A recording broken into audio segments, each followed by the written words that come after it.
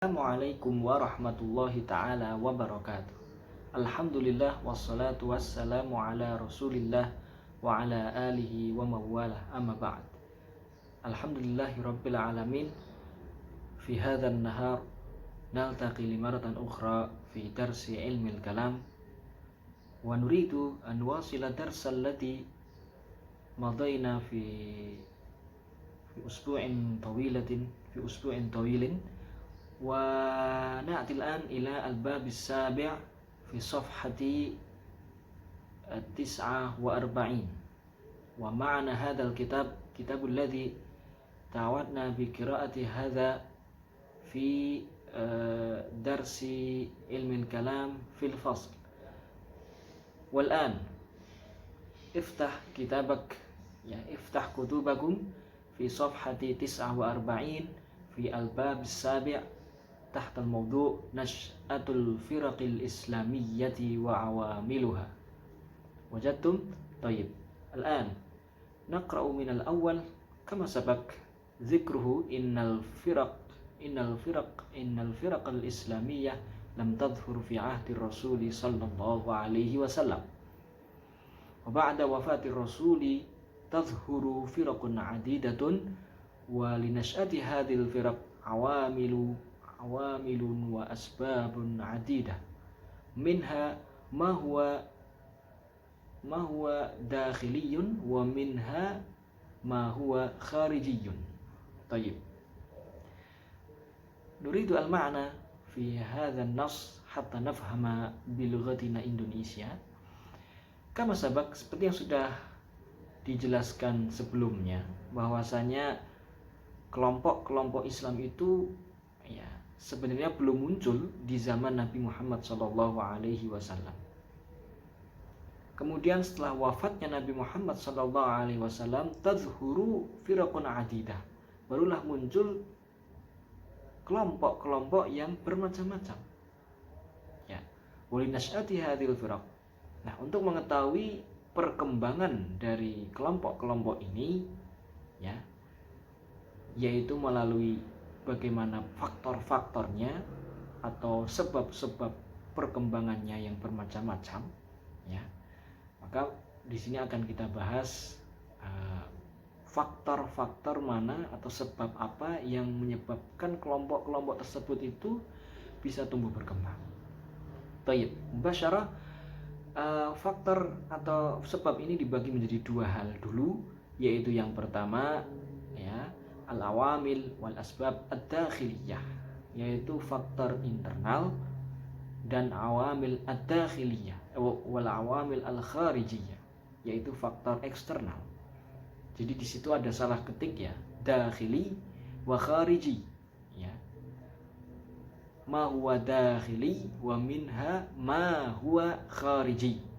Tolong diperhatikan, ada kesalahan cetak.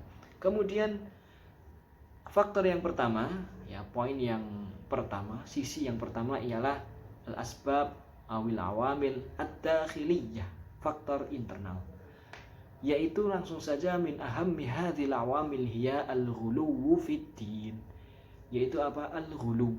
Arafta ma ma'na al-ghuluw? Al-ghuluw ialah apa?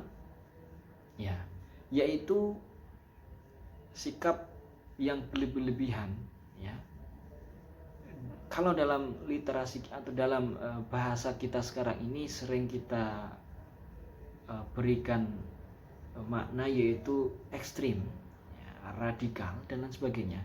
Fiddin, dalam pemahaman agama, dalam beragama dan sebagainya. Jadi berlebihan dalam beragama.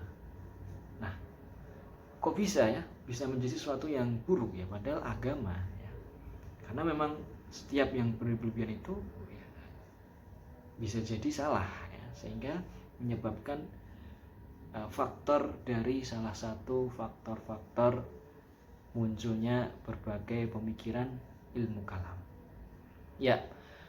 Indama nastaqri'u bi bidayatin wa tarikh ba'dil firaqil islamiyah nulahhidu kaifa kana al-ghulu sababan fi zuhuriha fil mujtama' al-islami.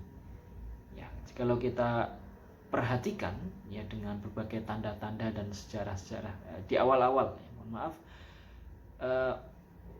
yaitu jikalau kita perhatikan awal-awal dalam sejarah sebagian atau beberapa kelompok-kelompok Islam tersebut, maka kita dapati bahwasanya bagaimana ghulu itu sendiri sebagai faktor utama ya dalam kemunculannya ya.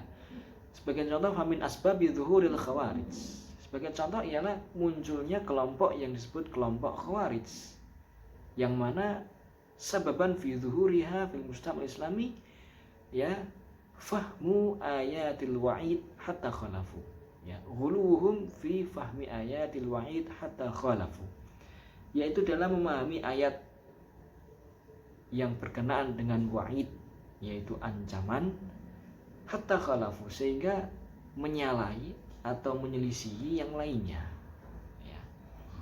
Khalafu ummat Muhammadin bitakfirin murtakibil kabira.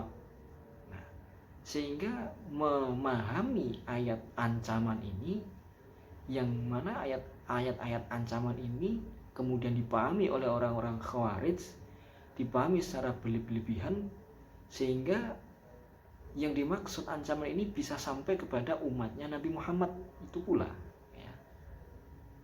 Jadi saking ya berlebih-lebihannya pemahaman ancaman ini meluas kepada umatnya Nabi Muhammad menurut kaum Khawarij. Ini adalah berlebih-lebihannya dalam memahami ancaman ya, yang mana ancaman ini dulu ketika itu memang ditujukan kepada kaum kafir, yang mana jelas-jelas menentang dakwah dari Nabi Muhammad sallallahu alaihi wasallam. Nah, atau contoh lain, wa min asbabi zuhuri syiah ya, contoh dari kelompok Syiah yang mungkin sudah kita ketahui, yaitu zuhuru syiah ghuluhum fi hubbi alil bait hatta rafa'u a'immatahum ila martabatil uluhiyah, yaitu bagaimana ekstremisnya, radikalismenya orang Syiah dalam mencintai ya, ahlul bait ya, mencintai ahlul bait, keluarga ya, keluarga dari Nabi Muhammad SAW, hatta rafa'u a'immatahum ila martabatil uluhiyah, sehingga sampai sederajat seperti Tuhan ya, menuhankan, yaitu menuhankan. Maka ini sangat tidak boleh sekali ya. Wal ghulu fid din manhajun marfudun syar'an wa aqlan wa fitratan. Dan seperti yang sudah diketahui semuanya, bahwasanya setiap yang berlebih-lebihan itu ialah manhaj, metode yang marfud, yang tertolak secara syar'i atau secara akal atau secara fitrah. Kemudian yang poin kedua, faktor dari dalam, yang pertama ialah berlebih-lebihan dalam beragama, kemudian zuhurul bid'ah fiddin, munculnya bid'ah dalam beragama ya. Di sini bid'ah yang dimaksud apa? Ya, langsung saja pada to the point, mislu bid'ati takfiril muslim bil ma'siyati 'indal khawarij. Bid'ah yang dilakukan oleh kaum Khawarij ya, yang menganggap kafirnya orang muslim gara-gara maksiat. Ini adalah sebuah bentuk bid'ah ya, yang awalnya ialah sebuah ghulu ya, berlebihan dalam menghukumi orang Islam, kemudian dia melakukan bid'ah, yaitu melabeli orang muslim tersebut dengan kafir, padahal ini ya tidak dilakukan oleh Nabi Muhammad SAW. Berikutnya seperti yang dilakukan oleh kaum Syiah juga, yaitu takfirus sahabah inda Syiah ya, bid'atil ya, mengkafirkan sahabat ya, yang tentunya tidak sesuai dengan aliran politik dari Syiah.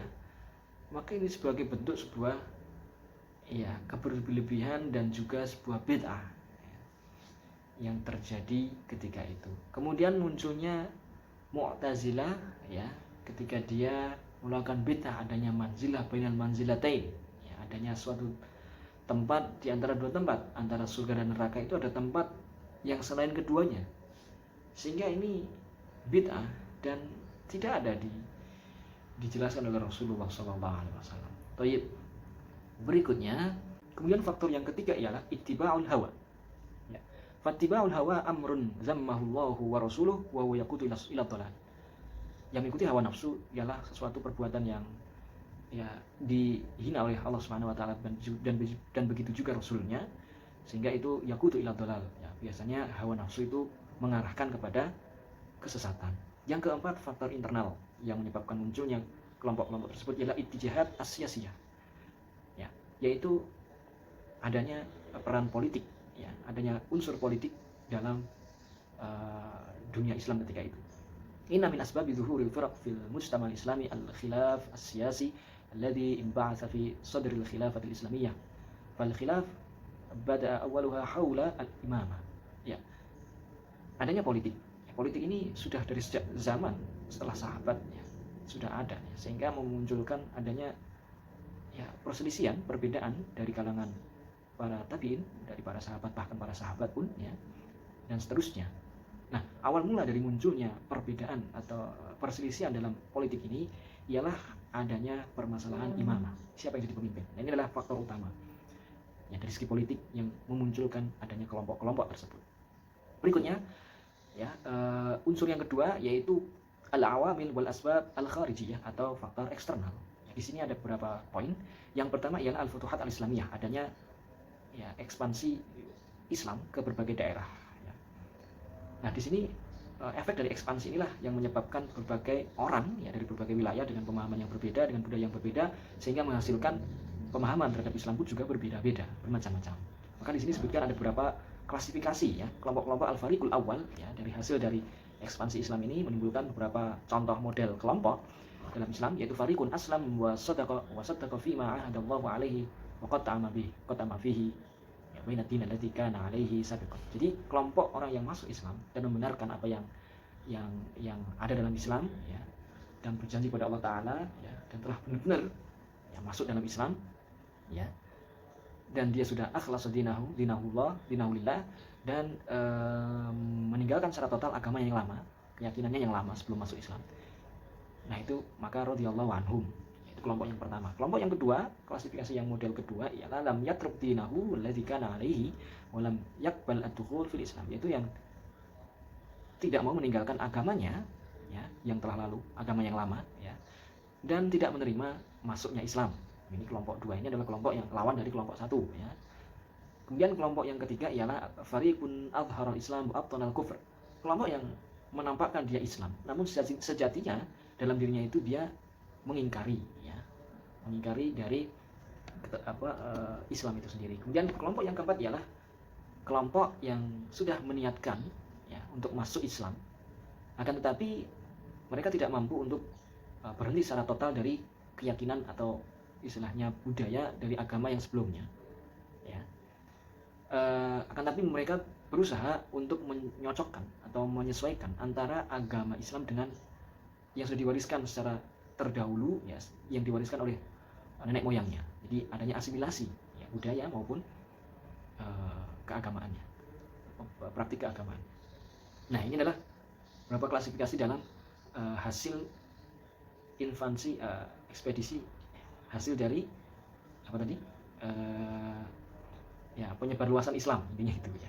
Kemudian yang faktor yang eksternal yang kedua ialah yaitu ittisarul muslimin bi madarisil fikril falsafi, yaitu adanya pengaruh dari sekolah-sekolah pemikiran filsafat ya. Islam ketika itu di zaman-zaman kejayaan Islam ketika itu, orang Islam banyak sekali belajar dari berbagai budaya ya. Salah satu budaya yang orang-orang Islam ketika itu minati ialah kebudayaan Yunani yang sangat kental dengan yang namanya filsafat. Nah, orang-orang Islam ketika itu heboh-hebohnya, lagi viral-viralnya mempelajari filsafat itu. Nah, wakana wahada aidan atharun min athari futuhat islamiyah faqad warathal muslimun minal bilad al-maftuhah adadan minal madaris al-fikri al-falsafiyah.